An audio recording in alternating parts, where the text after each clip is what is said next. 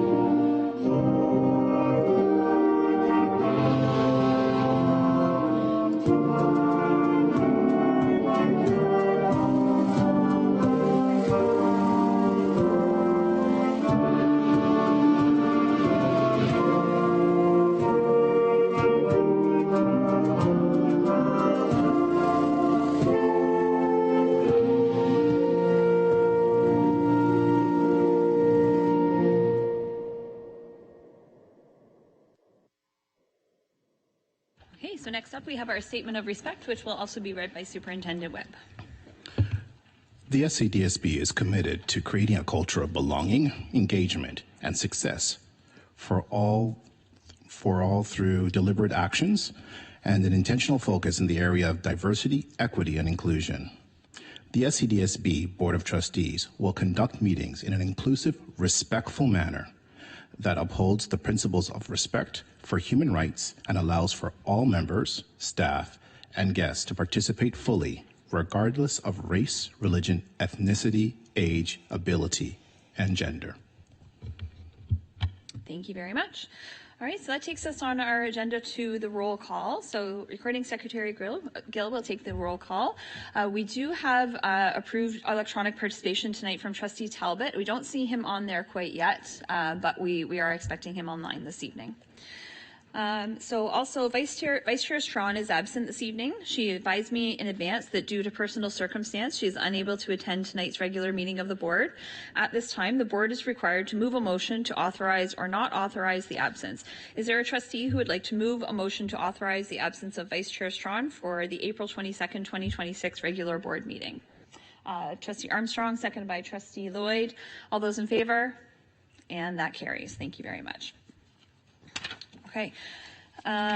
So with regrets received from Vice Chair Strawn this evening, we will need to elect a Vice Chair on a pro term basis for this evening's meeting. So at this time, I will call for nominations for a Vice Chair for this evening. Do I have any nominations? Trustee Grummett? Thank you. And through the chair, I'd like to nominate Trustee Lloyd, please. Okay. Do I have a seconder for that motion? Trustee Connors, thank you. Trustee Lloyd, will you stand? Okay, thank you. Do we have any other nominations? And I'm asking just once because it is the pro tem. Okay. All right, not seeing any other nominations, so I'll call the question. All those in favor?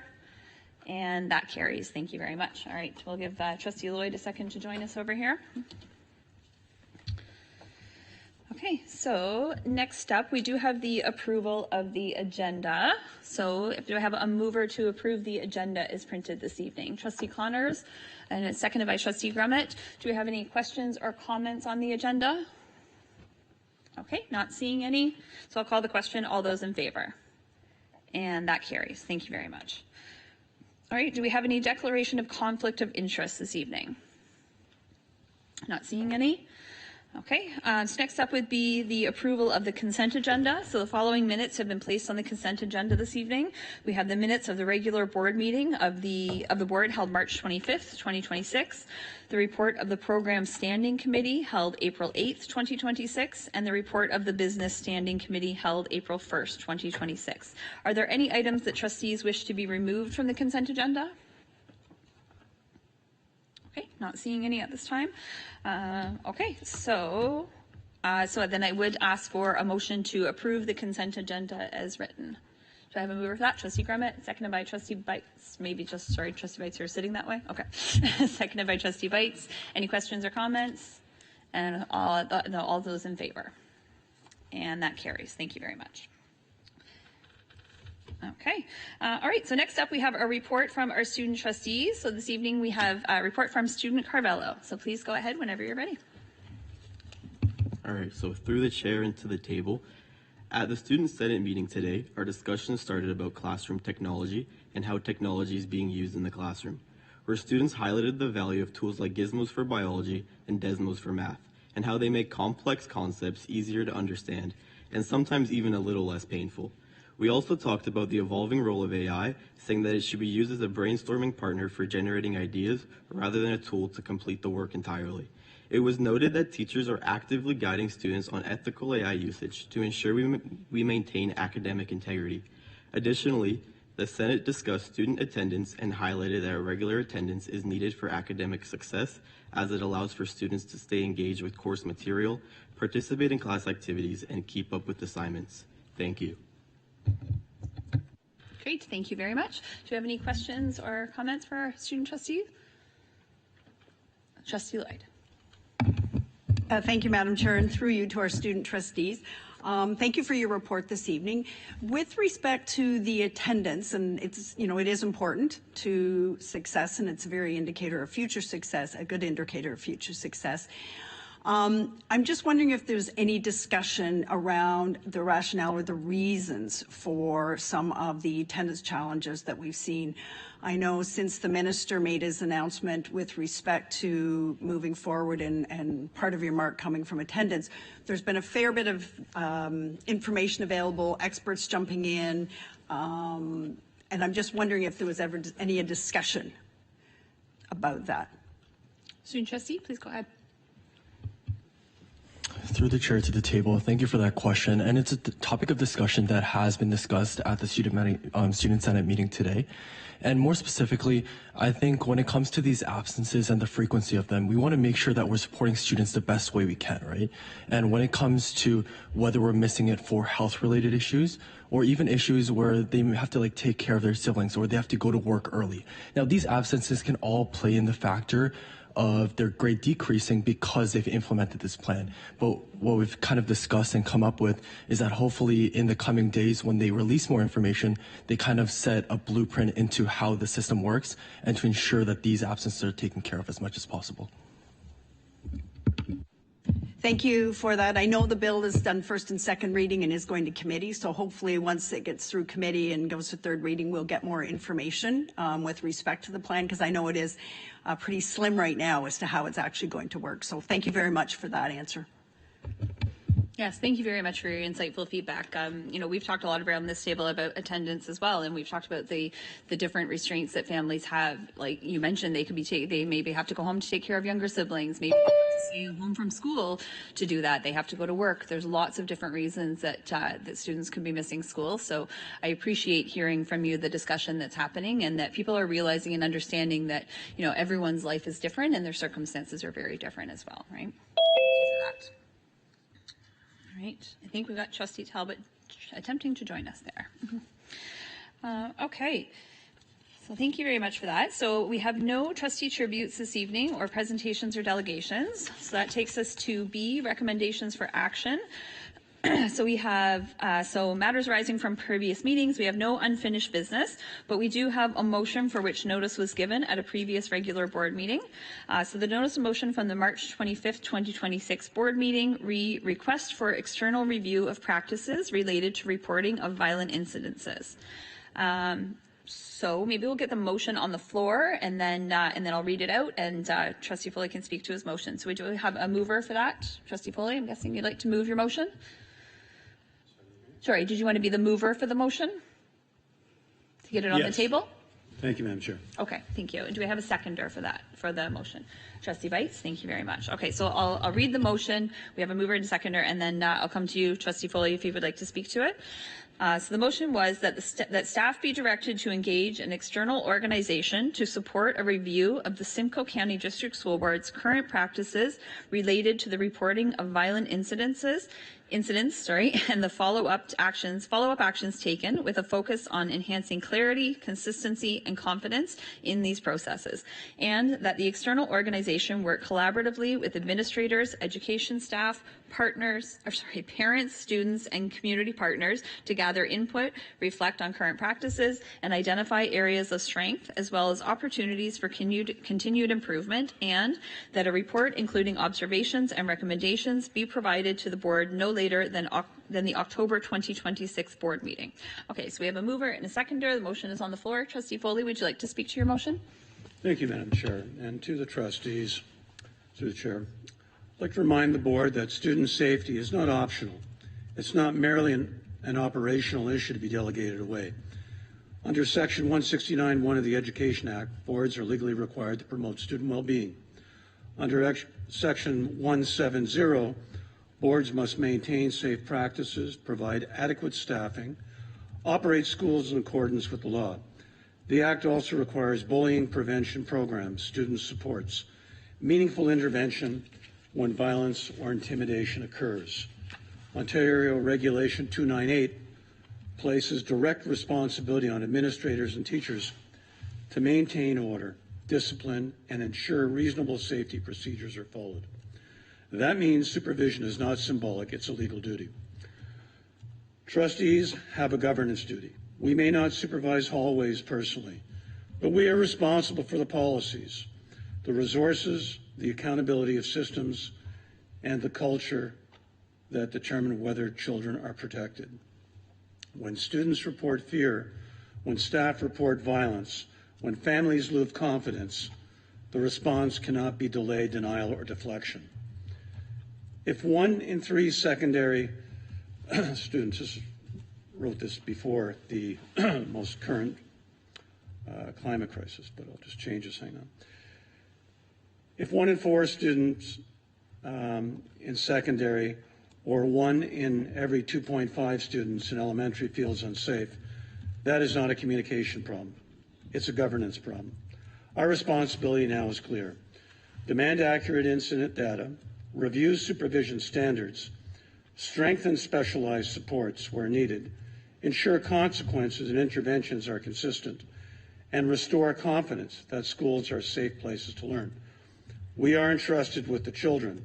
The law reflects that, and we must act like it. This issue is exactly why an independent review of violence policies, reporting policies, and response practices is necessary. Some have asked, once we get the numbers down in violence, what can we do? That question's been asked here a number of times. My answer is simple. We can finally act based on the facts instead of assumptions. Right now, without a clear, independent picture, we risk relying on anecdotes, inconsistent reporting, or incomplete information. An outside organization that's impartial brings objectivity, credibility, and expertise. They can tell us where the incidents are happening, when they are happening, whether they are increasing, whether reports are being handled consistently, and whether some schools may be underreporting. With that data, we can identify hotspots, target supervision, direct supports, improve staff training, strengthen student interventions, and measure whether our current policies are actually working. If something is failing, we need to know. If something is succeeding, we need to replicate it. Trustees have a governance responsibility for safe schools. We cannot responsibly govern safety in the dark. We need evidence, trends, and benchmarks and recommendations from professionals who can compare us to the best practices used elsewhere. Most importantly, this is about restoring confidence. Students need to feel safe. Staff need to know their concerns are taken seriously. Parents need confidence that the board is confronting problems excuse me, honestly. If we truly want safer schools, we should not fear independent review or accurate data. Data is not the problem. It is a tool that helps solve the problem. And I, along with a number of other people, have researched organizations that have worked with the Attorney General and other branches of the provincial and federal government that are capable of doing just this kind of thing. So I leave it to everybody to discuss. Thank you very much, Trustee Foley. Do we have any other comments or questions on the motion? So I saw Trustee Grummett and then Trustee Bites. So go ahead. Perfect, and thank you. And through the chair to Trustee Foley, I'm glad you touched on these type of organizations because I'm not really sure. Can you explain what that type of organization, like who would that be that we would be looking to? And is there, have you had like? I have an extensive list if you give me a couple of moments. Just kind of explain like who they are, just a bit more information if you could. Thank you. Just give me a moment and I will bring up some names and places. Well, for one example, would be a company that has a significant amount of experience with respect to school violence. Mike Arnfield, or Ted, hang on. Okay, so Gary Durnfield by Justin Mouse. These people have direct experiences working with the Attorney General's office, other schools, and other organizations, assessing, digging in, and looking at what type of information different, once again, not just talking about schools, but the different organizations that they've dug deeply into to look at what the practices and the policies and procedures are, and what's good, what could be repaired or increased, and the recommendations to those organizations. I have another one here.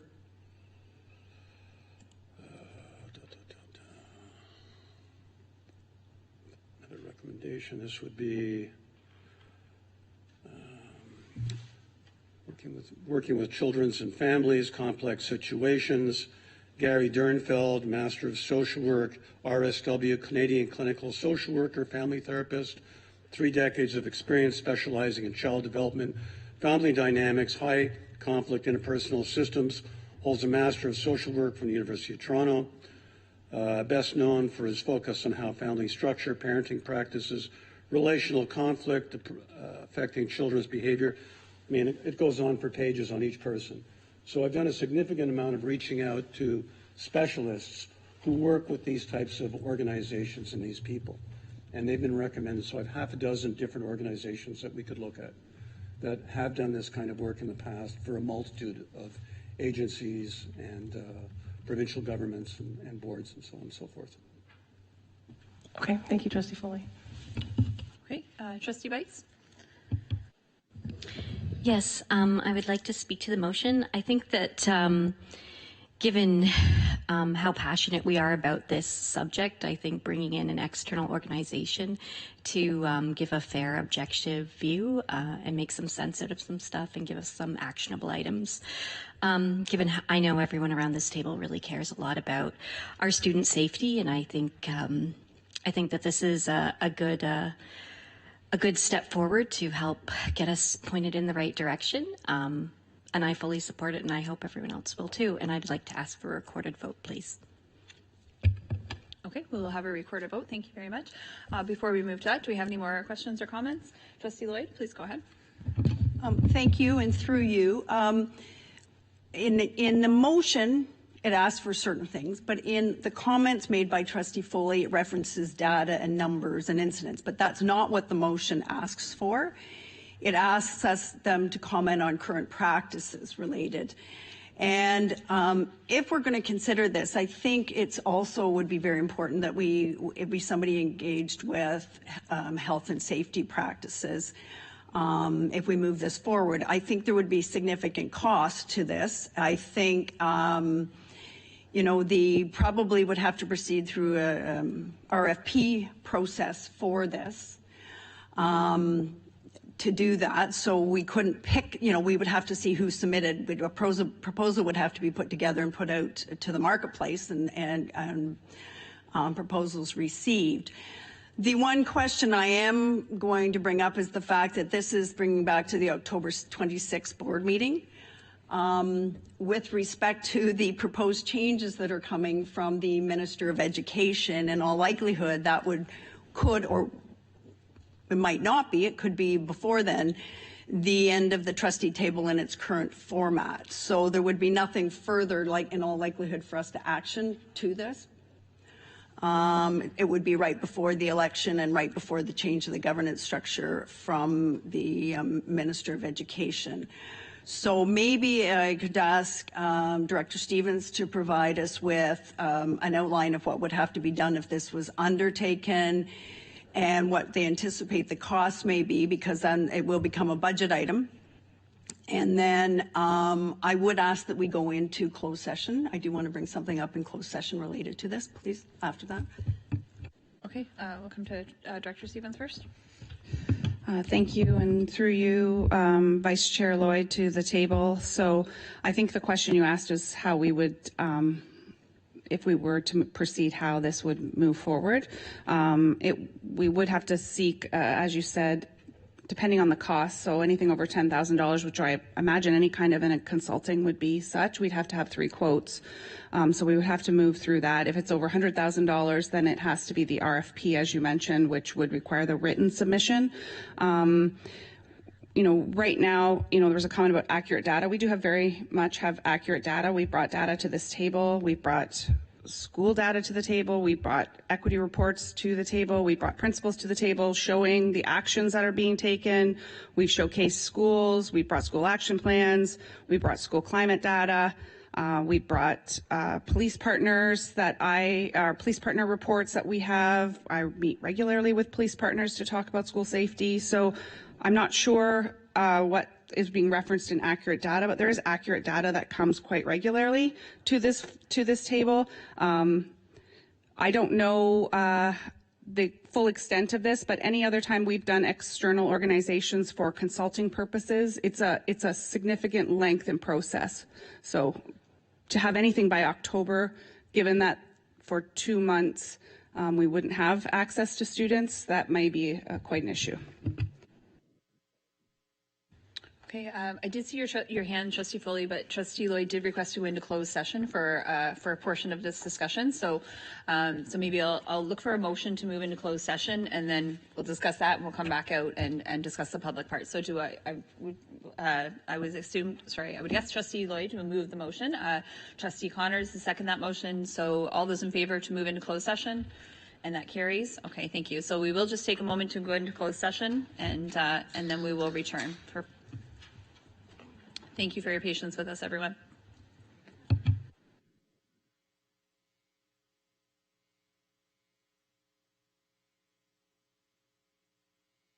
Thank you very much, everyone, for your patience with us there. So welcome back to our public session. Okay, so I am keeping a list of speakers, how many times everyone has spoken. I'll try and keep us within our bylaws. Would anyone else like to speak to the motion or any questions or comments at this time? Sorry? Yes, Trustee Foley, you wanted to speak again, or just? I'm confused, sorry. Sorry, Madam Chair. As we went into closed, you said I was. Yes, okay. So please go ahead then. Thank you, Madam Chair. To Trustee Lloyd's point, I think when I say something to the effect, to the effect that these researchers will be looking at our organization, talking to all our staff, administrators, parents, students, community partners, reflect on current practices, and identify areas of strength as well as opportunities for continued improvement. I think when they bring back the observations and recommendations, they're based on the data. But if you would like me to amend this, I could certainly be willing to put data in there, but I think it would be covered under their research process that they're talking about data and how to make things better by bringing back recommendations based on data gleaned from this raft of individuals. Yes, I recognize also that this would be rather expensive, but you can't put a price on safety when there's this much going on. Let's talk about what happened over the last few months. We've had guns in our school. We've had police in our school. We've had a machete fight with 2 gangs last week. We've had an almost school shooting, first one in Canada in 50 years. Prior to what happened out west, in Collingwood last year, we're dealing with human trafficking. Teachers are quite scared because they feel like they're targets. Students don't want to come to school because of the bullying. Parents call me and tell me they want to pull their kids out and homeschool them.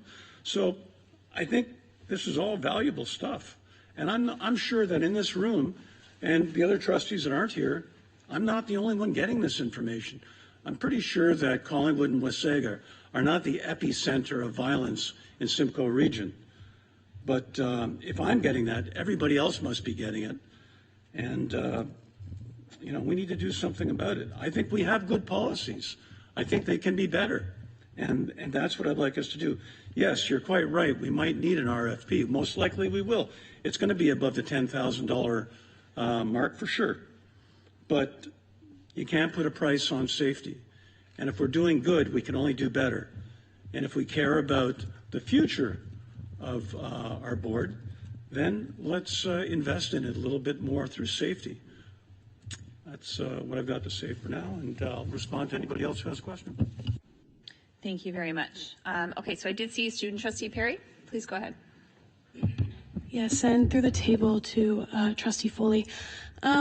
This has definitely been a conversation that's been happening for the majority of the time us the student trustees have been here. I think it's just time that we kind of added our perspective to it because we are the ones in the schools. And just as we're talking about this, numbers, yes, we love numbers. Numbers are great. Numbers help policy. But as a student, just coming from as the perspective of a student in high school, I am not looking at numbers. I am looking at what the trustees are doing that are affecting me in a school. What programs, what resources do they have open for me, for those students that are struggling, for those students that need help. And hearing that all this money is going to go towards an external source to help these policies, I would rather see this money go back into our schools, back into helping fund these resources for students. And that's just my perspective. And being able to see those go back into the schools and back into how we get supported through these different incidences. Thank you. Thank you very much, Student Trustee Perry. So, Trustee Foley, I did see you put your hand up again. I just want to, I understand it's your motion, you want to respond to what people are saying, but you have spoken twice to the motion, so maybe if you could just kind of hold your comments, we hear a few. I would let you speak again, but if I just don't want to come back to you every time, and yes, okay, thank you. So, Student Trustee Kim, did I see your hand next? Please go ahead. Through the chair to Trustee Foley. Now, as student trustees, we try our best to kind of understand where student perspective is and where it lies in the midst of all of this issues, right? And so, from at least our three's experience, as well as a lot of our different peers, this is not our lived reality. Our reality is that students are indeed having lives where we can indeed are not facing extreme issues at all times, and we understand that there can be some extenuating circumstances, but we do have our own perspectives on this. Now, my question is, where is this 1 in 4 students facing in danger and 1 in 2.5 students in elementary schools? Like, where is this statistic coming from? Thanks very much. I do believe that Trustee Foley was referring to the climate survey, but I think the 1 in 2.5 maybe was off a bit. So, because I do believe in elementary school, it was 90% of students reported feeling safe or very close to it. So the 1 in the 2.5. It was 27%. It went down by 10. So it's like, it's over 10%. Maybe we can ask Superintendent Young. He would know that number.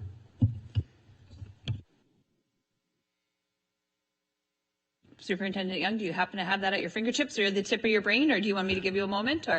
Without Wi-Fi, I can't exactly, yes. But I believe, through the chair to Trustee Foley, I believe in secondary it was 83, and it was in the upper 80s It wasn't 90, but it was in the upper 80s for elementary. Okay, thank you very much for that. Yes, we are without Wi-Fi in the room tonight, so it's a bit of a struggle when we're used to having it at our fingertips. So thank you very much. Thank you very much to both of our student trustees. I understand it's sometimes hard to get in these conversations, but we really appreciate your feedback and like you said, your lived experience. It is very important to the conversation for sure. So thank you very much for that. Okay, do we have any other questions or comments? Trustee Powell and then Trustee Lloyd. Thank you, Madam Chair, and through you to the table. I just want to comment that I really like Trustee Foley's motion. I like that it promotes transparency and it puts pressure on us to do the best we can to support safety and to take care of violence in our schools. I just like the way it's worded. Trustee Foley is always working hard to make sure that he does the best for his constituents. I know that. And what he's saying, I think we all experience it. So I'm really happy that we have a chance tonight for us all to do something and to vote for a very well-worded motion that's really going to promote student safety. Thank you. Thank you, Trustee Powell. Trustee Lloyd, I'll come to you for your second time. I'm going to remind everyone when I come to your second time. And thank you, Madam Chair.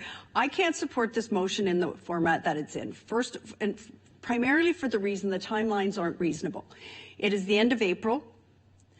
We would have to go out and get initial 3 quotes for this. Then if the quotes come in over 10,000 or over the limits, we would have to go to an RFP process. I do not anticipate someone would be retained to start this work probably till at least the end of June, probably not into July. We have no students here in July and August. School doesn't come back in September to quite late. Labor Day is very late this year. So to do a consultation and seek feedback from all of these individuals, administrators, education staff, parents, students, community partners, it is not going to be done, correlated, put together, and back to us by the end of October. It's just not a realistic time frame because we're at the end of April right now. So I think that in its current state, I can't support it because I don't think we can meet a timeline of October 26th. I don't think that's reasonable, having worked with consultants before and having done projects similar to this at the board. And with school, students in June are focusing on exams in the end of school, especially in the high school panel, and graduations and school special events. And with Labor Day coming back so late, I don't believe this can be accomplished by October 26th. Director Stevens, did you want to speak to that? Thank you, and through you, Chair Rafiq, to the table. I just would also like to remind the table that I think it was over a year ago, a Safe Schools Committee was struck through a motion at this table. That Safe Schools Committee did an enormous amount of work with community partners, community members, parents. It is a report that is coming to board next month. And so that is another piece to this as well. And I once again would like to thank our student trustees for their voice and bringing a perspective of our students. Thank you. Thank you very much. And I'll just throw my concerns out there as well. You know, I feel like I understand, Trustee Foley, when you said about the point that, yes, it's expensive, but, you know, you can't put a price tag on safety, which I totally understand and agree with that statement. I do have concerns with spending this money. I feel like the minister has been very clear about that he does not want trustees stepping outside of our role and spending extra money. He wants all funds put back into classrooms and towards student achievement. And I worry that this would not necessarily fall under that. I am also comfortable with the process that we are moving forward with. I'm very happy to see the changes in our climate data, and you know, I feel like we had the survey a few years ago. We had many presentations here at board about what was happening. We had lots of principals come tell us what's happening at different schools, things that they are doing as work as a result of the climate survey. With the next survey, the numbers were way up. So I am very confident in the way that things are happening. Nothing's perfect, of course. There's always work to be done. I think several trustees have said around the table several times, one incident is too many. In my head, I have likened it to student nutrition. I have advocated for student nutrition at this table many, many times. I don't need to know how many hungry kids there are out there to know that I need to advocate for student nutrition. I don't need to know exactly how many incidents to know that we need to be working on school safety. I'm not saying the numbers are not important. Of course they are. All I'm saying is one is enough for me to know that we need to do the work. And I believe we are doing that work, and I believe it is moving forward in a positive way. So I don't see myself supporting this motion either.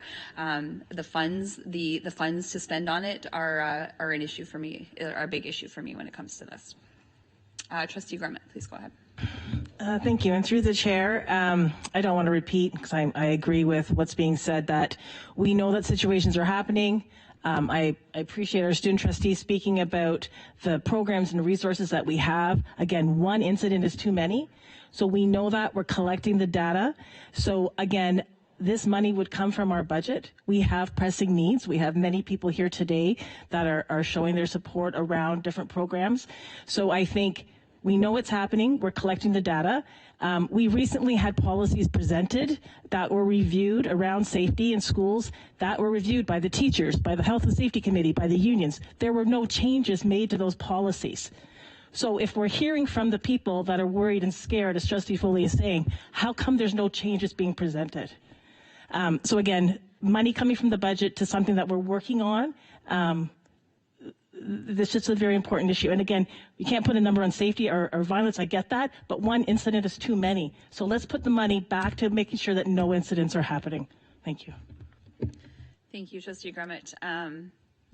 I appreciate what you said about the motions that we've passed. Tonight in our consent agenda, we passed a motion on workplace violence, workplace harassment, or workplace safety. We passed all those motions. They went through our committee recently. I asked the questions. Were there any suggestions made from to make changes from our union members? And everyone else in the committee, we discussed it thoroughly, and there were no changes recommended to make to those policies. So that speaks to me as an important factor as well. So thank you for reminding us of that, Trustee Grummett. Thank you very much. Trustee Connors, please go ahead. Sorry, through you, Chair, to the table. I was going to say I spent in Trustee Strawn almost 2 years on the Safe School Committee. Lots of parents, community partners. I was kind of hoping that we would have had the report done by now, but there was a lot of suggestions, and I think that's why it's taken a little longer than anticipated, because they didn't want anything taken off. They asked for the top whatever, and the community partners, the parents, the student trustee said, we would like it all submitted. These are our suggestions. Let's look at it all. They wanted us to see everything. So I agree, 100% violence in our schools. Doesn't matter, one person, two people, whatever. I don't know if Trustee Foley wants to know exactly if it's the same person or if it's the same this or how many guns it was, if that's the breakdown he's trying to get out of this motion, or if it's just something entirely different. So that was my question in that aspect. Trustee Foley, I was just about to come back to you anyway, so please go ahead. Thank you, Madam Chair, and through you to the student trustee. And just to you said, money taken away from education. I'm not looking at it as money being taken away from education. What I'm looking at is creating a safer environment for all students, where you can participate, you can be educated, and you can go to school in a safer place. I wish I could share the information I have with you. We've talked about the numbers. They've been in the Collingwood and Barrie today of in excess of 8,000 incidents of violence across the board in a year's time, and that's with some teachers just stopping to report because they feel that nobody's listening. This is what I'm being told. Everybody here has seen what one of the union reps had spoken to Barrie today a couple of months ago, and the numbers were staggering. They were in the thousands, approaching 10,000. So the numbers are there, and it is a scary place. And it's not just high schools; it's elementary schools, that are having problems. We've tried on a number of times to get something pushed through. So that we can have safer schools, and kids of all ages can feel like they're going to a place that they don't have to worry, and we are doing our jobs. And I feel that by not doing this, we aren't. And I just don't want to see anything happen and be sorry later on. So I'd rather invest up front than have the grief at the back end. Trustee Foley, could I ask that you answer Trustee Connor's question? Yes, I'm going to right now. Okay. And I was just writing it. And, you know, what I'm hoping to get out of this is not data. I know what the numbers are. I have a very good idea how many thousands of incidents there are annually. We only report 97 under BPM 120. You rescinded the motion a couple of weeks ago that would have covered exposing just how many incidents there are, which are in the thousands. And no, I know the numbers, so I don't need that. I don't need to know how many guns. I don't need to know how many knives. I talk to law enforcement all the time. I talk to teachers. I talk to parents. Outside of the regular number of people that give me a call or pick up the phone or text me or leave stuff at my house, what I am hoping to get out of this is that we don't have a tragedy and that we make things better and that we don't look back someday down the road and say, could have, would have, should have, oh my God. So that's what I'm thinking of.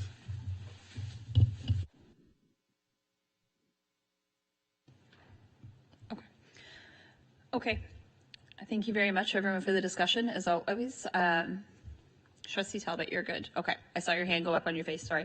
Okay. I appreciate the discussion, as always, around the table. I believe everyone's had a chance to speak. So at this time, there has been a request for a recorded vote. So I will turn things over to Director Stevens. Thank you, and through you, Chair Rafik. A recorded vote has been requested on the motion on the table. All those for the motion, please stand.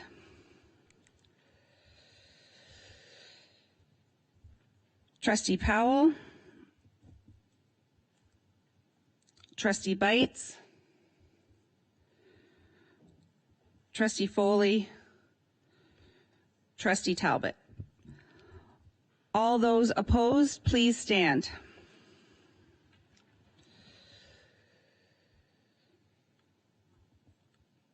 Trustee Armstrong, Trustee Connors, Trustee Grummett, Trustee Harrigan, Trustee Lloyd, Trustee Rafik, and the motion has not passed. Thank you.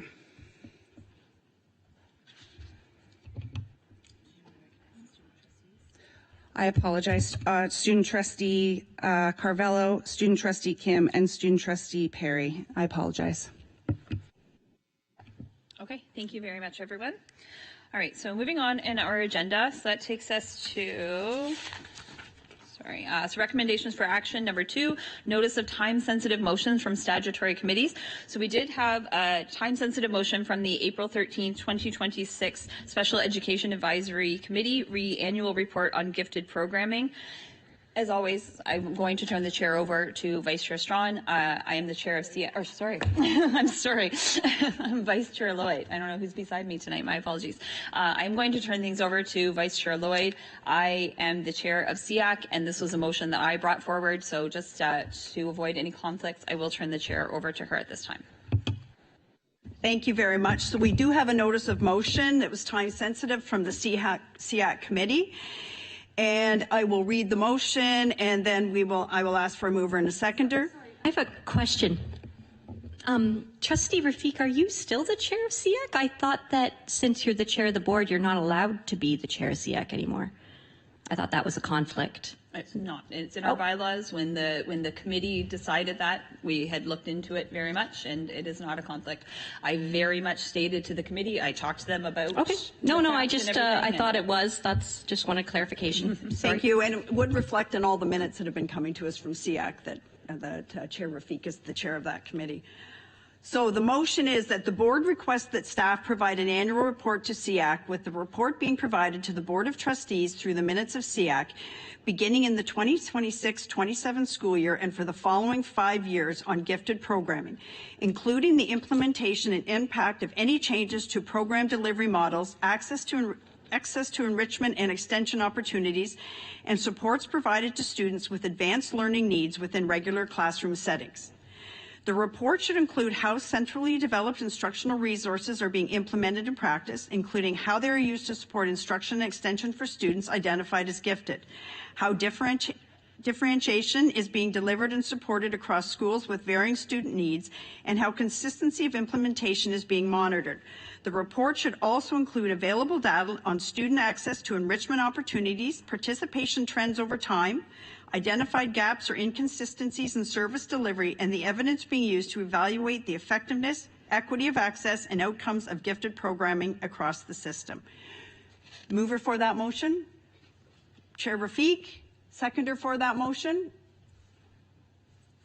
Trustee Grummet, thank you. So I'll now take questions with respect to the motion. Okay. Chair Rafik, go ahead. Thank you very much. If I could just start us off by speaking to the motion. So I have spent the last couple of months talking to a lot of families that are very passionate about the gifted program. I've spent a lot of time emailing and talking to people. We've had a lot of discussions. We had a discussion here at board. We've had a lot of discussions at SEAC. We've had many delegations. I have spent a lot of time trying to really understand where people are with this, and I very much hear their concerns with the way that the program will be moving forward. So I believe that this motion and the reports that I'm asking for outline a follow-up for their concerns. I very much hear what their concerns are, and I do believe that this would give us a way to follow up and see the changes over the years, how they're progressing. I've tried to include as many of the concerns as I could from people to make sure that we are reporting on the things that everyone wants to hear about. So that's all. Okay, thank you. Is there any, Trustee Foley, please. Madam Chair, and through you to the motion.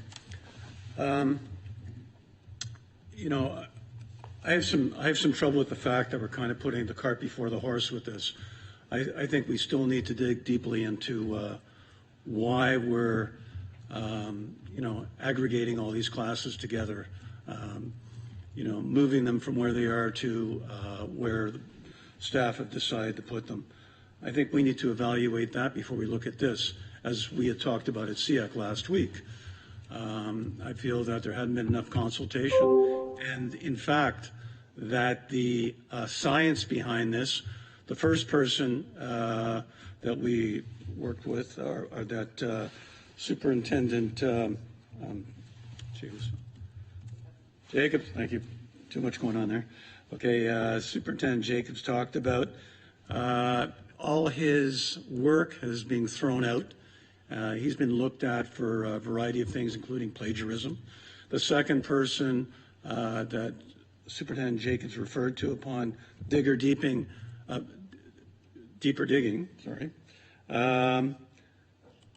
it seems that her points have been misconstrued. They're not as exact as we were told. I think we need to look at that. I think there needs to be a deeper dive on the information surrounding this. And I have a letter here I'd like to read. It's very short, but it goes directly to this. It's important to be clear about what is at stake here. When a defined group of students experiences predictable disproportionate harm because their needs are unmet, that is a human rights issue. Gifted students are not simply high achievers. They have distinct cognitive profiles involving neurodivergence, asynchronous development, significant concurrence with ADHD, autism, and mental health. When these needs are not appropriately accommodated, the outcome is harm. A decline in academic engagement and achievement, an increase in school refusal and mental health concerns. These are just some of the predictable consequences of removing appropriate supports. Human rights are determined by impact. If a defined group of students experiences predictable disproportionate harm because their needs are unmet, this is a human rights issue. Yet the moment these impacts were raised at the SEAC meeting on the 13th, the delegation, I won't go into that. The adverse impact here is clear. This program is the only publicly accessible option of its kind in the region for families who cannot afford costly private school alternatives, rural students, and families whose circumstances make transportation elsewhere impossible. Eliminating congregated gifted classes does not create inclusion, it removes it. Congregated gifted classrooms are an essential part of the continuum placements. So I think we need to go back and look at this before we bring your motion. I think your motion is great, but I think it's not, I think it's come too early. So I would have to vote against it on that basis. Once again, thinking it's a great motion, but it's a matter of the cart before the horse situation. Okay, thank you. And Trustee Bites. Isn't it ironic? I think that this motion is going to cost us a lot of money to dig deep into this data, and I'm really concerned about how much it would cost to do this. 5 years worth of data. I'm going to stop you because I think your comments are disingenuous. And Excuse me? And they're mocking. No, they're not. Trustee Bites, I'm asking That's rude. you to stop. Please Can I not stop. ask my question? You can ask a question in a manner that is acceptable at the board table. I would like to know how much this type of study would cost to the director. Point of information, I did not ask for a study. I asked for a report, which we receive That reports. is a report. We receive reports at this table every single Trustee meeting. Bites, I'm going to ask you to stop interrupting and talk across the table. You need to be acknowledged before you speak. We are in a board meeting, and I would ask that you act accordingly. Point of information, Madam Chair. Yes. Thank you. I did not ask for a study. I asked for a report. That's what we receive every single time we sit at this board table. We receive reports from staff members. I did not ask for an external study. I asked for a report on what is happening throughout our board. That's all our meetings are. We receive reports in every single meeting that we attend, and that's all I'm asking for. I'm asking for staff to let us know what they're doing. Thank you. Follow-up, Trustee Bites. Yes, my question concerns our research and department who would provide this. It seems to me that this is an extensive report and that there would be significant time and costs needed to gather this. And I just want to know what kind of resources, even though they're internal, we would be allocating if this motion were to pass. Okay, thank you. Director Stevens, could you speak to that? Thank you, and through you, Vice Chair Lloyd, to Trustee Bites. So we would utilize the resources that we have within our special education department to continue to monitor, continue to review programming. We are looking at this model very carefully, and so we would be collecting this information as we move forward anyway. So we're just going to now bring it as a report if this motion passes. Okay, thank you for that clarification. Trustee Armstrong, please. Well, I have a question through you to, I think, the director. The first sentence of the motion says that the board requests that staff provide an annual report to SEAC, with the report being provided to the Board of Trustees for the minutes of the SEAC beginning in the 2026-27 school year. So that's this September, and I don't know if you would have for implementation of this change anything to report in September to SEAC. In other words, not to say that you shouldn't get some information in this first transitional year, but I just don't think maybe the following years, September would be appropriate, but I'm just questioning the change occurs in September. It doesn't occur, like what can you report on? Director Stevens, please. Thank you, and through you, Vice Chair Lloyd, to Trustee Armstrong. So it does say beginning in the 2026-27 school year, so not at the beginning of. So I would think that, we have professional development that's planned in August. We have a variety of resources that we are putting out to the system through that professional development. So that would be something we will report on sort of early on to SEAC as requested. Okay, thank you. Are there any further questions with respect? Trustee Grummet, please. Perfect, and thank you. And through the chair, this is a very important report. We have many families who want to make sure that things are being reviewed with these significant changes. So this is very important information that needs to be reviewed and shared. I realize it goes to I realize it goes to SEAC, and then we would receive, or the trustees at that time would receive the report. We could still ask questions. Is that true? We could still ask questions. We could still, like it would still be for us to discuss and review and all those good things. Okay, perfect. And then my other question is, this is a significant change to this programming. Has there been in the past, when you think about other programs that have had significant changes, has there ever been a time when you follow it, you do the changes, and then you realize that things need to maybe evolve, and then you evolve the program again? I don't know if that's clear. I think this is for Director Stevens. If I'm not clear, I can try again. Director Stevens, please. Thank you, and through you, Vice Chair Lloyd, to Trustee Grummett. So our special education programs have evolved immensely, many times over the last 3 years, 5 years, 10 years, most definitely. Even how the ministry funds special education and things such as CTEP programs, which used to have a different name. They used to be Section 23 programs, and all of those things have evolved over the years. And so we continue to monitor. This wasn't the only change in the special education plan that was presented to SEAC. Changes to all of our congregated classes, talking about elementary classes, congregation, changing definitive structure titles, things like that. We were always looking at what it is we're going to do with our programs and how we can make them more accessible to all students and really have the most impact on what we're doing in special education. You, Chair Rafik, please. Thank you. I'd just like to request a recorded vote. Okay, thank you.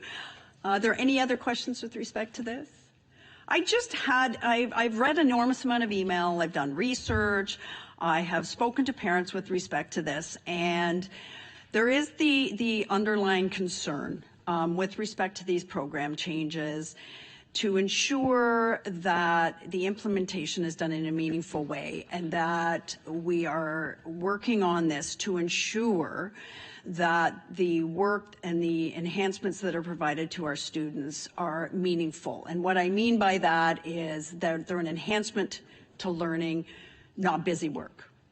And so I think that's been the most common theme that has been brought to my attention with respect to the implementation of this, with the follow-up to that being how we are going to monitor that to ensure what's supposed to be happening is happening. And so I don't know if Director Stevens or Superintendent Jacobs can respond to that, but I think that's the biggest concern that I'm hearing through parents. The common theme is we're going to make changes, we're investing to the program, and listen, the equity piece to this is important to me because, in urban areas it's much more accessible than it is in rural areas. There are areas that I represent that cannot participate in a congregated gifted class due to geography and travel times, and that is pretty significant.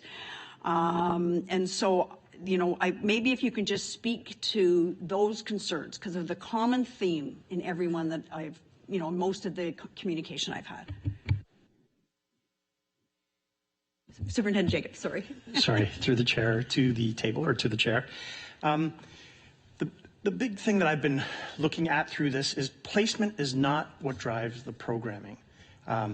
The IEP, the Individualized Education Plan, the programming is what drives the learning for students, and it should be individualized. Through the delegations, and I've been listening and emails as well, those concerns are going to be addressed.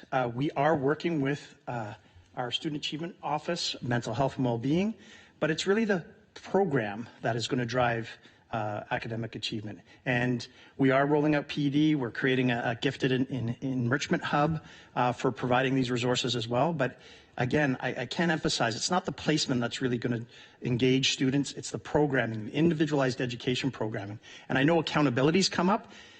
The IEP is an accountable document. We all have to report on that document. And our superintendents of education go out to our schools for school action and equity planning. that will be embedded in those plans when they meet with principals in the system. So again, what I'm looking at achieving by doing this is, instead of just 6 schools with 10 classes, I want to reframe it. I want to see in gifted opportunities and enrichment opportunities, because we have a lot of high achieving, and any superintendent or trustee that goes into our school, you will find gifted students, you will find high achieving students. And I want to make sure those opportunities are available, whether or not they're in Agila or in Brecken. And so again, the individualized education plan and the programming attached to it and the accountability that goes with that, as well as the school action and equity plan, will make sure that this occurs. Thank you. I'm just going to take a moment here just to follow up on that. So will the programs, if we do this, the other concern that I've heard a lot is the opportunity for gifted students to get together, whether they be in an area B or wherever it is, or come to the Ed Center for centralized opportunities for these students. And so I think if we could reassure people that that will happen and those opportunities will be present. And then if you could just clarify, there is a dollar attached to this. And so I'm just wondering how we're going to reallocate those funds to support students who are in the program. 2 questions there. All right, through the chair to the chair again. So I've been fortunate as a vice principal to be in many schools in our system in different areas, and every school has had gifted or high achieving students.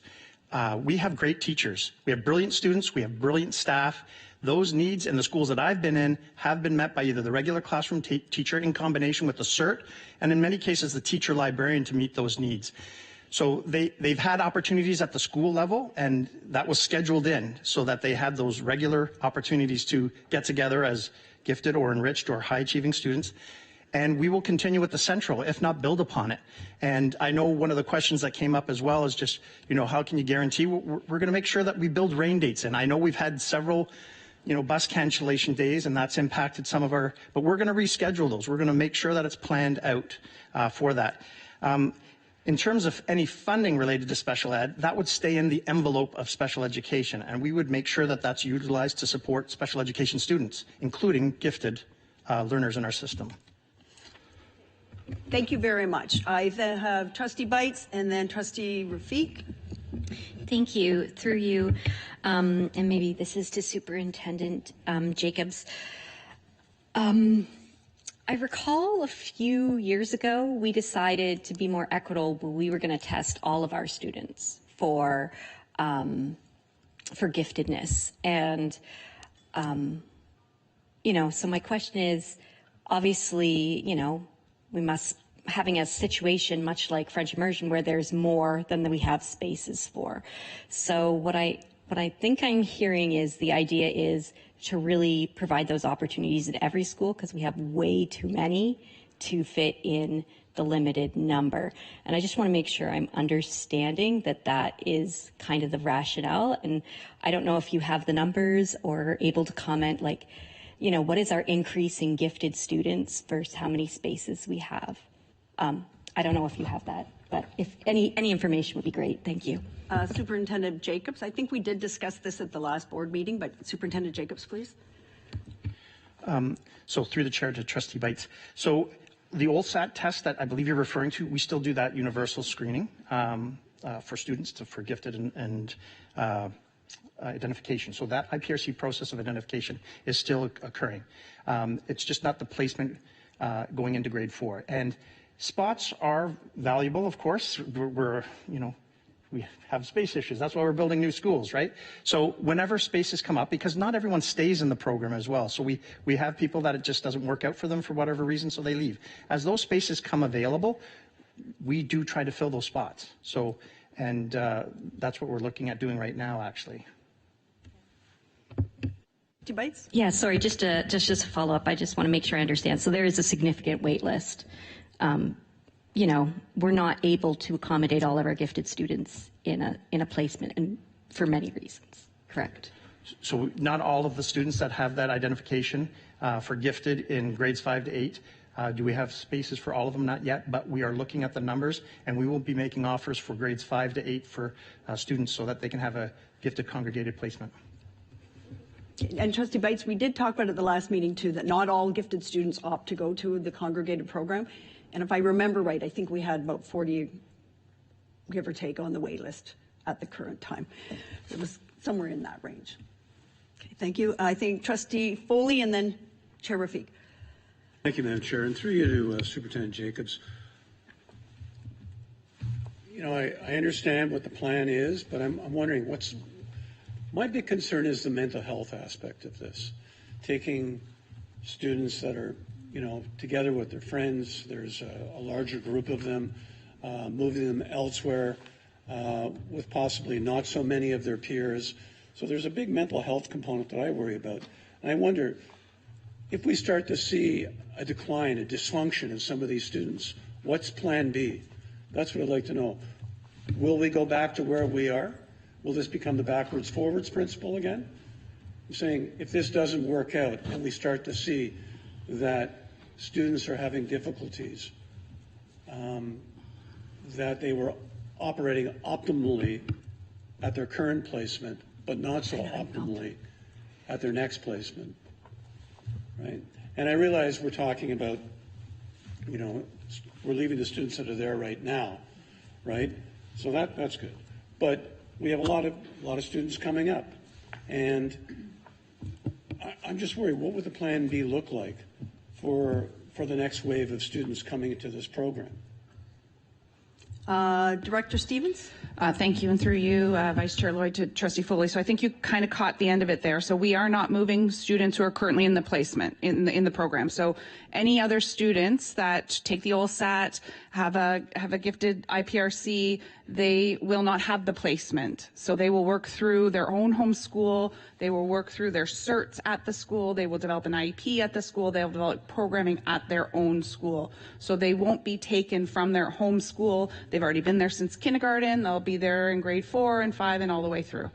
No, I quite understand that. I was trying to draw a comparator, right? Like if we had done it now versus the future and the next wave of students that we're going to bring in. And I guess my concern is if we don't have like-minded students together and we notice that there's a problem, is there a step back in this process? Director Stevens. Thank you, and through you, Vice Chair Lloyd, to Trustee Foley. So right now we're looking forward. You know, we don't have to put all like-minded students in the same space. We have a very diverse student population. We want to really promote that diversity. We have a diversity of learners in our schools, and we want to continue to expand that diversity of learners. Okay, thank you. And Trustee Rafik, Chair Rafik, please. Thank you very much, and through the chair. I was trying to just kind of focus on my motion and the what's in there, and not necessarily about the change itself. But there's a couple of points that have come up that I did want to reply to. You know, I've been elected to represent a rural area, and you know, it's very clear to me, trustees at this table, we're here to represent all students within the board, and I look at that as one of my biggest roles as a trustee. One of my most important roles as a trustee is that it is our responsibility to offer equitable opportunities to all students within our board. In the area that I represent, I looked it up. Someone who lives in Lyle needs to go to Fred C. Cook in Bradford. That is 55 kilometers away. So if I am a single mom working at a grocery store, I would not make that choice for my family, because I would know if something happened with my child in the middle of the day, I wouldn't be in a position where I could just leave and get my child. It wouldn't be easy for me to be a part of that school community. Those are conversations that I've had with people in my areas. And so it hurts me that I feel like a large portion of the area that I serve, and I mean the whole board, these opportunities are not available to those students. You know, like I said, I have learned a lot. I thought I knew a lot about giftedness at the beginning of this process, and I absolutely have learned a lot more. I understand I wouldn't say that I fully understand. Learning is always continuing, but I do believe I have a better understanding now of what these students need. And I believe that we should be offering that in every school. Superintendent Jacobs has talked about that at our meetings, and it really did stick with me that we should be building that capacity in all schools. That should be available for all students in all schools. I understand the concern that there maybe is not a large gifted cluster of students in every school, but there are students who need enrichment. I will speak personally and anecdotally. My daughter never tested for gifted. There was no such thing as universal screening back then, but she was pulled out for enrichment all the time because she was a high achieving a student, and so she was pulled out for that all the time. So I do believe that there are lots of students within each and every school that would benefit from enrichment opportunities, and they could work together. So I very much support the gifted program and what it is. I definitely have seen how important it is to people and how their children thrive there. You know, lots of the stories that parents have talked to me about when their children are not fulfilled at school, I totally understand them. And I also see those same stories in children with ADHD, in children with ASD, in children with so many different things, in children just who are struggling with anxiety in school. You know, they're maybe not fitting in. It's all the same stories that I've been hearing. I really do believe that those same stories could be applied to a lot of our students, and we need to be serving all students. We need to be serving our students with ADHD. We need to be serving our students who are gifted, our students who are standard learning needs. And I really support the idea of building that capacity in every school, because to me, in an area that I represent in Lyle, 55 kilometers to go to Fred C. Cook is not an equitable opportunity for the people in my area. And that's what I want. I want equitable opportunities for all students within our board. Okay, Director Stevens, please. Are we ready for a vote? Okay. Any further questions or comments on this motion? The motion that we're doing is the one that was read out with respect to the follow-up, just to make sure everybody clearly understands. And so I'll turn it over to Director Stevens. Thank you, and through you, Vice Chair Lloyd. Recorded vote has been requested on the motion on the table. All those for the motion, please stand.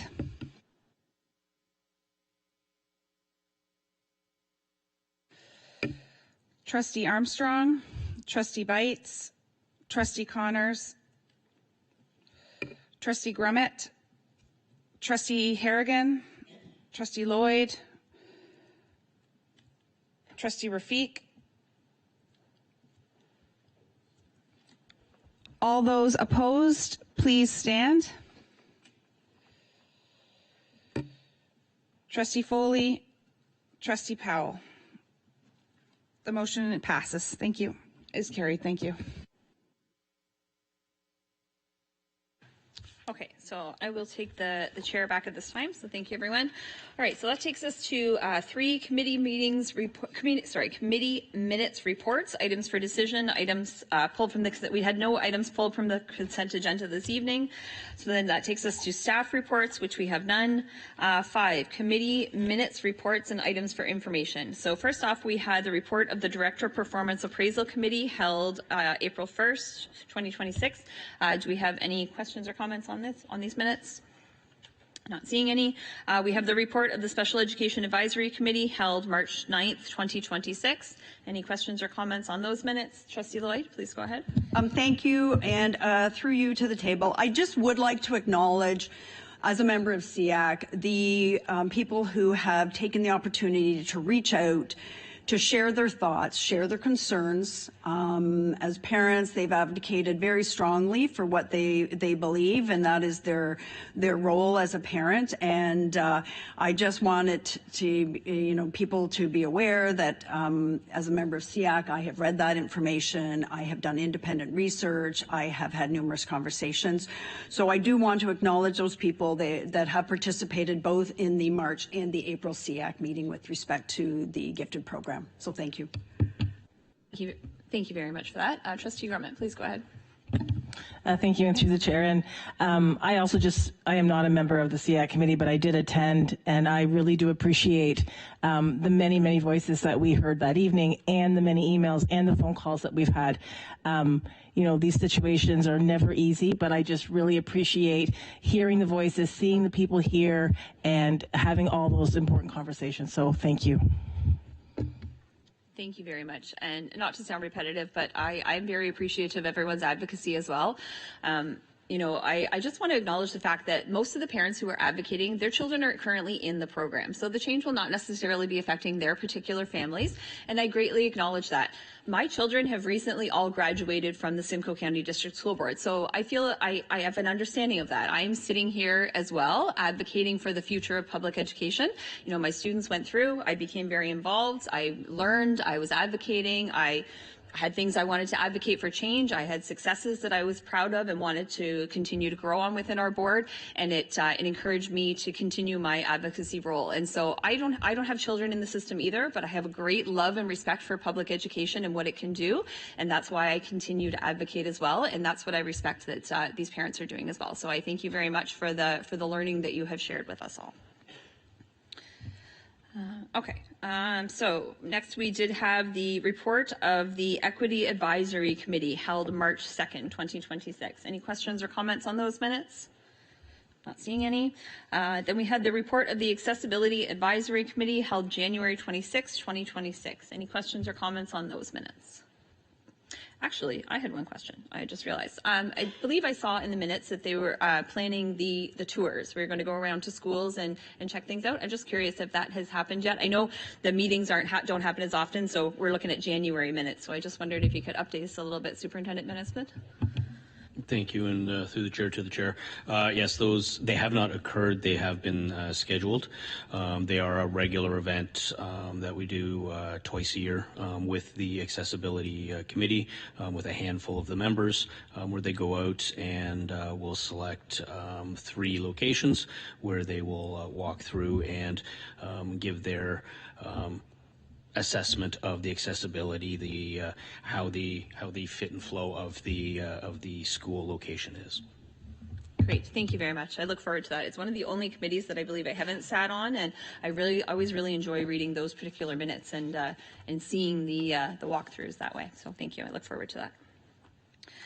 Okay, so we have no staff reports or items for information this evening. So that takes us to C, other matters. So do we have any reports from liaison members? Trustee Lloyd? Thank you. And I just wanted to update the table with respect to the Ontario Public School Board Association. I did indicate to you previously that the governance changes at OPSPA had been approved and would be moving forward. Rather than have a member sit at the board table for the Ontario Public School Board Association now, we will have a voting delegate at the regional meetings. And that voting delegate will also be our representative and voting member at the annual meeting. And so there will be a report coming to the Business and Facilities meeting at the beginning of May for that appointment.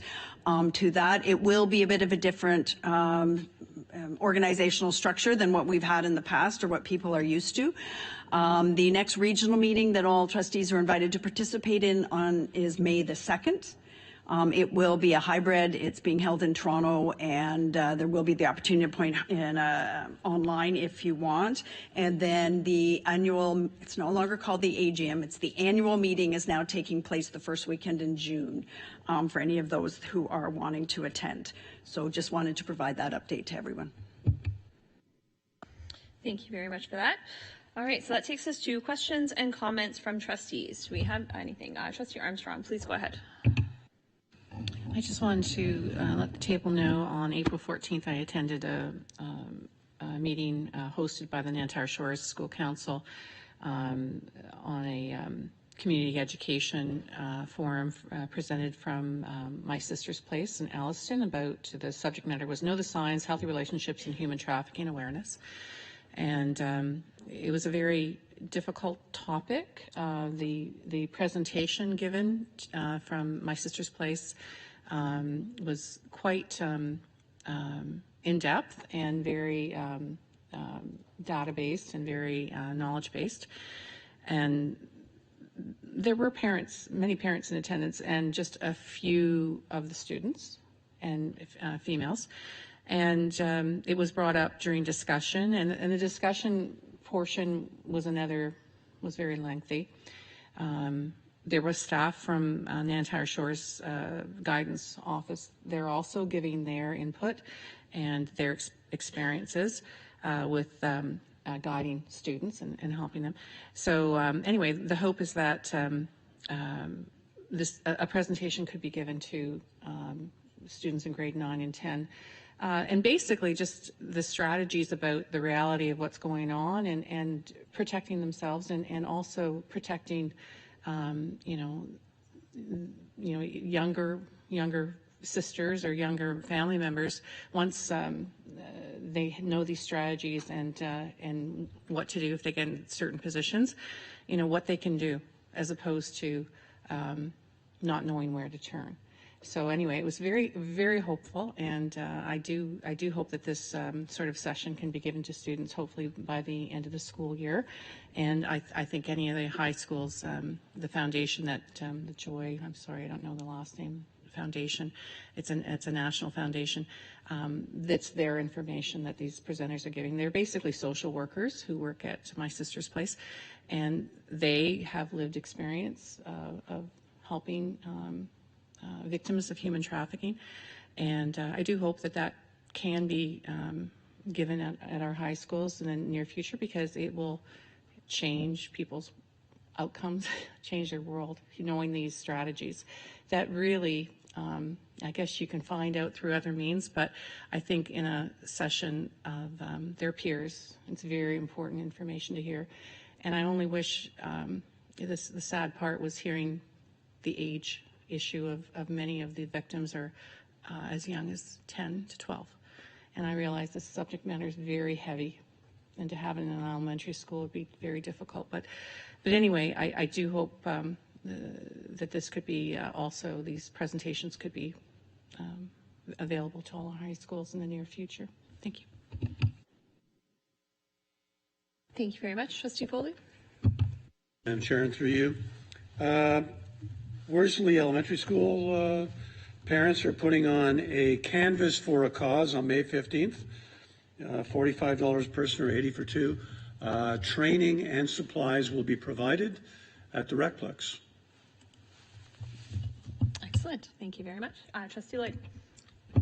Thank you. I just wanted to share two things. I did attend the Arts and Equity Night at Harriet Todd Public School on Thursday night, and it was packed. It was so busy I couldn't find the principal. And so I wandered around and I went and watched the junior choir, and I will tell you the funniest thing of the whole night. There were two parents debating where they should stand to watch the choir.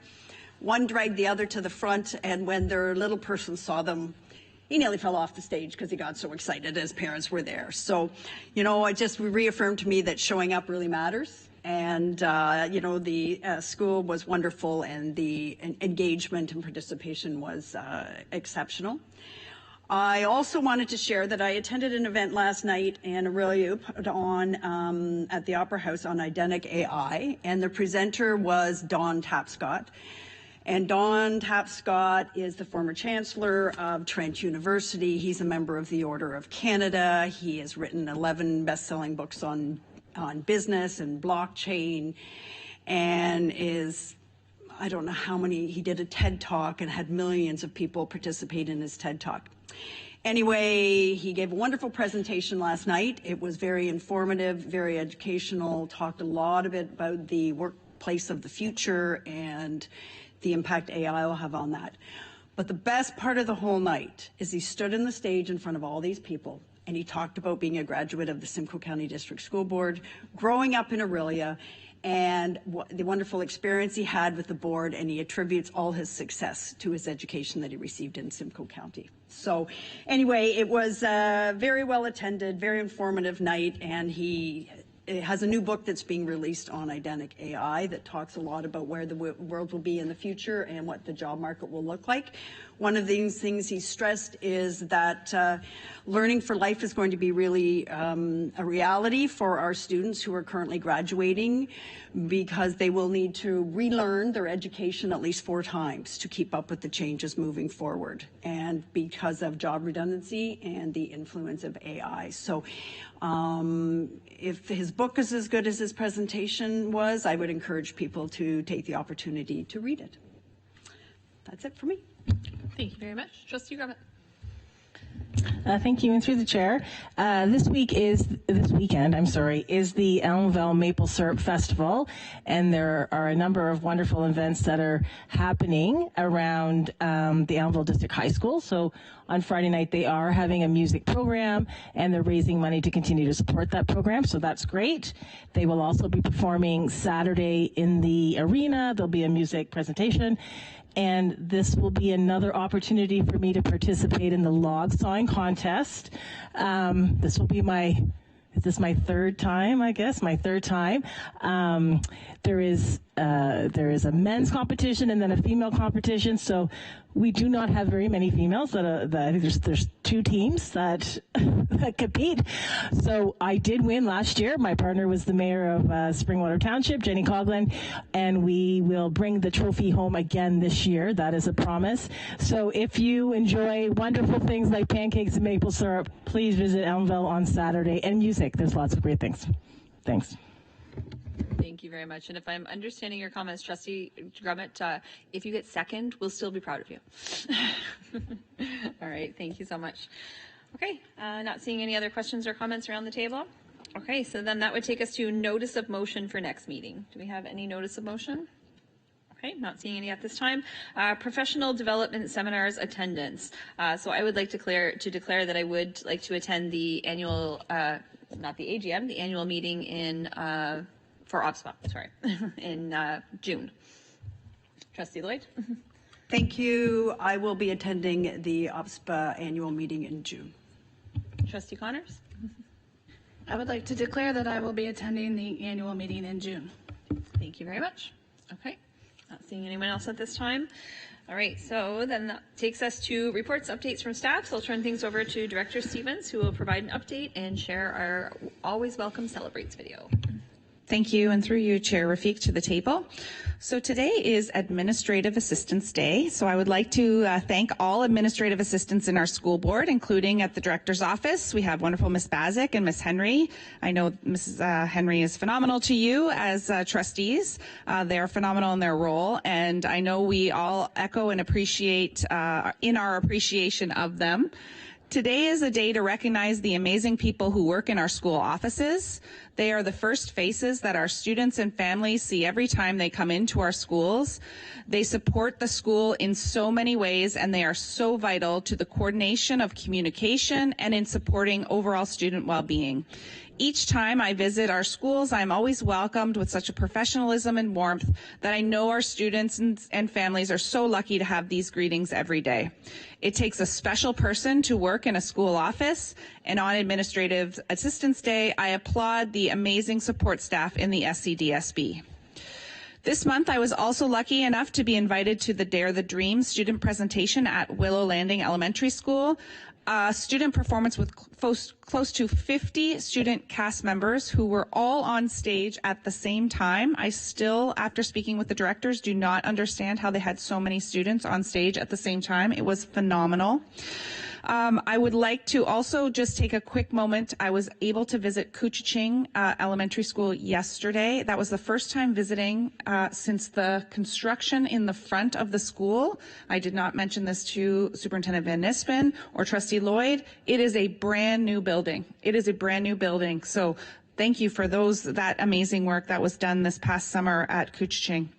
So now, as a part of the Celebrates video, we are going back to see some of the adventure happening in our outdoor education program, as today is also Earth Day. And we have also been having many celebrations in our school to celebrate Earth Day. And we will also get an opportunity to see what happened next with our Junior Jays from Alliston Union. Join us as we celebrate stories from the system in relation to the SCDSB strategic priorities. This month, we explore how powerful learning can be when it moves beyond the classroom, and Alliston Union Public School students take the field at the Rogers Center. Let's explore outdoor learning at the SCDSB. Come with me as I spend some time with students and staff and the outdoor education team on the Low Elements Challenge course. What do you hope to take away from this learning experience today? One thing I think I can learn from this is good teamwork abilities. How teamwork is used every day. Learn how to take on leadership roles. We're working with the grade 7s to try to promote better leadership skills in the schools. We're working to promote communication and teamwork by giving them challenges, really emphasizing that working as a community, strong communication skills is the key to their leadership in their schools. What are some of the things you notice that are different from the outdoor learning experience as compared to in a classroom setting? Well, I specifically noticed with my students that they step up to the role and they're more excited to take a leadership opportunity and something they're more comfortable with. It is incredible when we get these kind of opportunities to just get those experiences, jump in, and get active. Maybe feeding the chickadees and the nuthatches, and the students had the opportunity to have them land on their hands and even on their heads, so it's been quite fun for them to interact with what's around them. Oh, you're like Snow White. How do you do that? What has been the biggest lesson you learned today? Complete tasks in a group instead of just on my own, because I like doing work more independently, and this has definitely opened my eyes to more teamwork and group work. Teamwork is very important, and everyone should use teamwork. It makes a person strong. You learn what others' strengths are and what they can do as well. Oh, yes, you did. Yes. Amazing.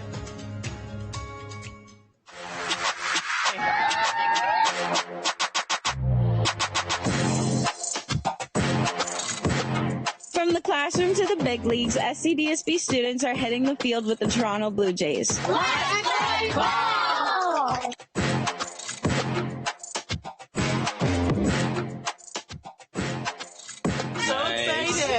We got to practice all the events and skills that we've been practicing in Challenger Baseball in our gym on the actual field at Rogers Center, which is absolutely amazing.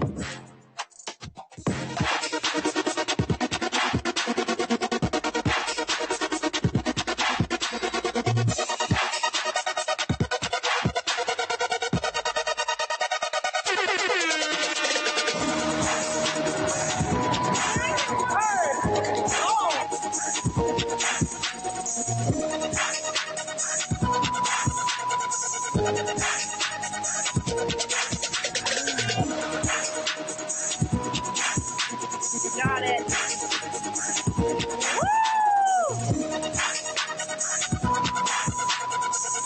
My favorite moment about this today so far is when I played. I got a lot of shots with the bowling. I did a huge swinging bat, and it was amazing. Is there something new that you learned today? What I learned is shouting out, "Go Blue Jays!" I could throw 55 mile per hour. One of the big highlights is we got to go to the visitors bench and sit down there. It was just so cool. We got to see Ace. We got to do the dance. There's so many highlights. We had such a great time. For the latest videos and positive news, visit the Celebrates page on the SCDSB website. Thank you very much for that. It's always my favorite part, and that was really nice. Excellent. Thank you. Okay. All right. So we do have some correspondence listed here. So we have the letters. So last meeting we had a motion that we were going to set out letters to the local municipalities to request support for the role of trustee. So those letters all went out. We did receive some correspondence back from some, so those were attached to your package as well. So we had a letter from Township of Tiny, and a letter from the town of Innisfil as well. Okay, so at this time, I would be looking for a mover to go into closed session. Sure, we'll take a 5-minute break before we go into closed session as well. I was going to call you Student Trustee Bites. That's what I was really just going to say. It's been a long night, apparently. Trustee Bites, seconded by Trustee Harrigan, I believe I saw. All those in favor? Okay, so we'll meet back in 5 minutes. Thank you very much, everyone. Sorry, we'll meet back in closed session.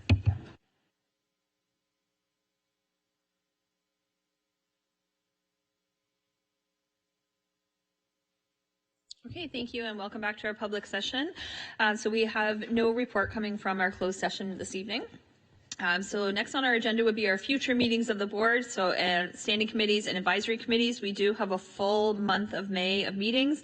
So they are listed for you there. We have Director's Performance Appraisal Committee, Business Standing Committee, Special Education Advisory Committee, Program Standing Committee, Accessibility Advisory Committee, Equity Advisory Committee, Parent Involvement Committee, and regular monthly board meeting. It is also the time of year where trustees are invited to many, many events, and our wonderful executive assistant Henry is helping us keep organized with all those invitations and everything. So, but keep an eye on your email. Lots for us to do in the next couple of months. All right, at this time, I would be looking for a motion to adjourn. Trustee Bites, seconded by Trustee Grummett. All those in favor, and that carries. Thank you very much, everyone, and have a wonderful evening.